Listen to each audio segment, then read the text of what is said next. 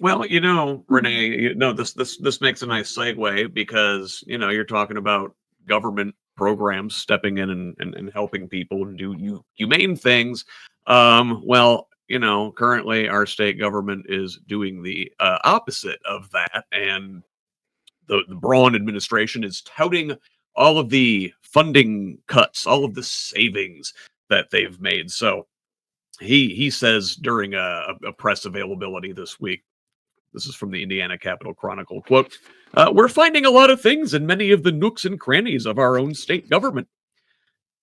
That's what he says. So he's finding what Elon said in Doge, and he's remaking the words so he can echo what he's supposed to say because he's a yes man.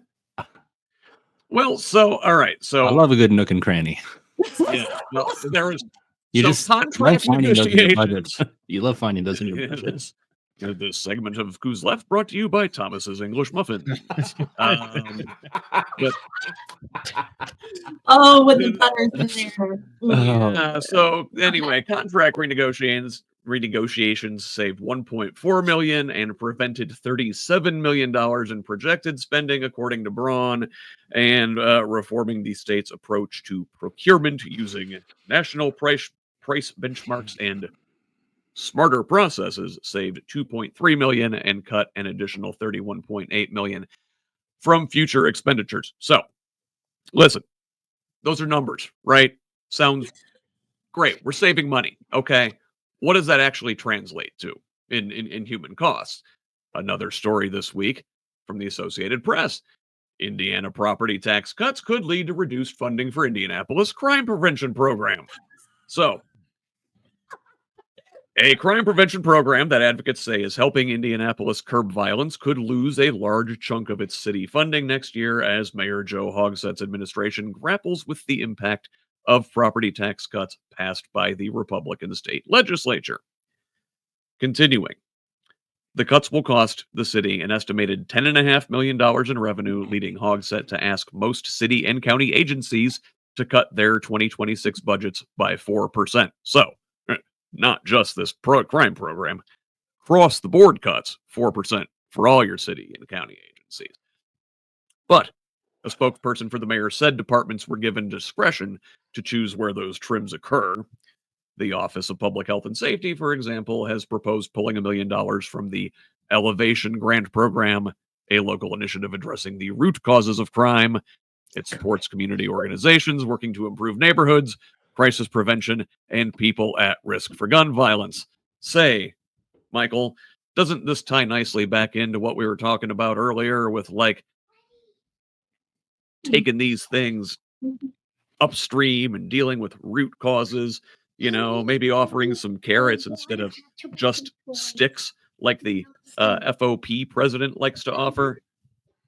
Did you get that? Even Hatchimals.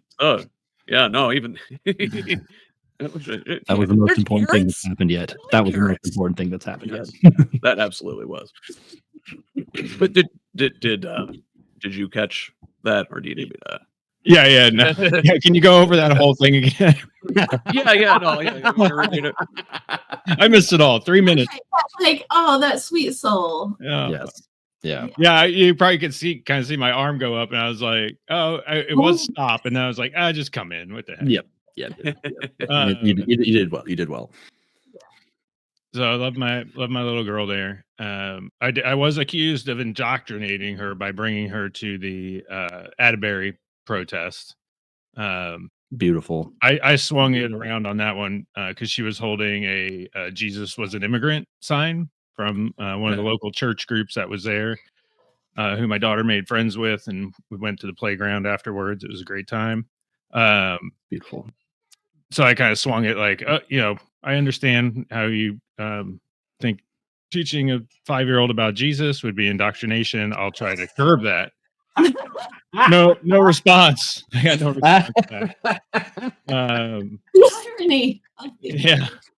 Listen. It kind of it goes with this theme of humanity that keeps coming up. I use the term now a lot, work, in that I get the feeling as I pay closer attention to politics and not just the TV side of it, but what's actually going on. And I feel like the folks in office now, they got there and they got this title, and we're like, okay, I won my election, I got a title, and that was my goal. And it's like, no, the work is just starting at that point. And I say it to the elected officials, let's get to work, but I really try to talk to the voters about, hold your elected officials accountable, pay attention. They should be working for you, working for us, not sitting there, I got my title and I'm done. And now I'll hand down these grand plans of cost savings or cutting programs. And I don't consider cutting programs being a cost savings. That's cutting programs. Like, and many times it's things that would probably be useful. And that thread can go on and on about, just trying to suppress a certain amount of the public to, keep them uneducated or keep them in poverty, blah, blah, blah. We could go on for that for a while. But ultimately, cost savings are great. I'm sure there's a lot of cost savings in there. With Doge, the idea of Doge was fine. Like, let's go and make things efficient. The problem is that's not what they were doing. And that's, again, we'll get yelled at like, oh, you guys don't want cost efficiency and saving. Democrats want to spend money. No. We want you to actually do the cost savings. If that's what you're saying you're going to do, then do that and not be performative and actually spend more money in the process, really, to get Elon Musk out of a ton of regulatory trouble that really would have hampered his businesses that he hasn't hampered himself already. Yeah, that whole thing turned out to be just like a giant boondoggle, and the Indiana version of it isn't turning out to be a whole hell of a lot better. What would Jesus do? Would Jesus pull crime prevention funding, or would Jesus spend more money on the cops? Again, it's one of those things. If you want to put it cynically through a cost lens, fine, it's cheaper to spend money on prevention than it is to spend it on incarceration down the line. That's just Yep. facts, but it doesn't fit with their worldview.